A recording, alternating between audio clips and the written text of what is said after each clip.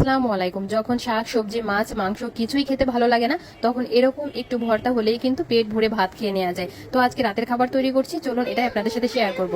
তো প্রথমে আমি এখন পেঁয়াজ কুচি নিয়ে নিয়েছি, আর পেঁয়াজটা একটু মোটা মোটা করে কুচিয়েছি। আর এখানে নিলাম শুকনা মরিচ, টালা শুকনা মরিচ একদম মচমচা, সাথে দিয়ে দিলাম খানিকটা লবণ।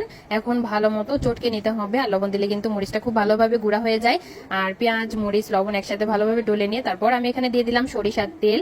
আর এখন একটু সুন্দর করে মাখিয়ে নিলেই কিন্তু পেঁয়াজ মরিচের এই ভর্তাটা একদমই রেডি। এটা কিন্তু ভাত খিচুড়ি সবকিছুর সাথে অনেক মজা লাগে এই ভর্তা। কিছুটা ভর্তা আমি তুলে নিয়েছি, আর এখানে নিয়েছি অল্প কিছু, আর কিছু বেগুন ভেজেছিলাম, সেই বেগুনের ভাজা টুকরাগুলো দিয়ে দিলাম। আমি হলুদ লবণ মাখিয়ে একটু হালকা তেলে বেগুনগুলো ভেজে নিয়েছি, আর বেগুনগুলো অনেক সুন্দর সিদ্ধ হয়ে গেছে। আর সেই পেঁয়াজ মরিচ দিয়ে ভালো করে একটু মাখিয়ে নিলাম।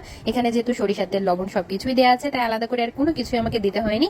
রাইস কুকারে ভাত রান্নার সময় কিছু আলু সিদ্ধ দিয়েছিলাম, সেখান থেকে আলুগুলো তুলে নিয়েছি, আর আঙ্গুল দিয়ে আলুগুলো ভালো করে ডলে নিয়েছি। তারপর এখানে দিয়ে দিলাম সেই পেঁয়াজ মরিচের ভর্তা, দিয়ে দিলাম সরিষার তেল, অবশ্যই স্বাদ মতো দিতে হবে। তেলটা যেহেতু পেঁয়াজ মরিচের ভর্তায় আগে থেকে দেওয়া ছিল, তাই একটু অল্প করে বুঝে দিতে হবে। আর লবণটাও কিন্তু আগে থেকে দেওয়া ছিল, তাই আমি অল্প করে লবণও দিয়ে দিলাম। তো এখন এটাকে ভালো করে একটু হাত দিয়ে মাখিয়ে চটকে নিলেই কিন্তু আলু ভর্তাটাও রেডি। আর এগুলো ছিল আজকে রাতের খাবার, আলু ভর্তা বেগুন ভর্তা। এবার বলুন, মাছ মাংস কি কোনো কিছুর দরকার আছে এই ভর্তা যদি থাকে? আর আমার তো কোনো কিছুই লাগে না, যদি আলু ভর্তা বেগুন ভর্তা আর সাথে একটু মাছ ভাজি হয়, তাহলে আলহামদুলিল্লাহ রাতের খাবার রেডি। তো সবাই ভালো থাকবেন, আল্লাহ হাফেজ।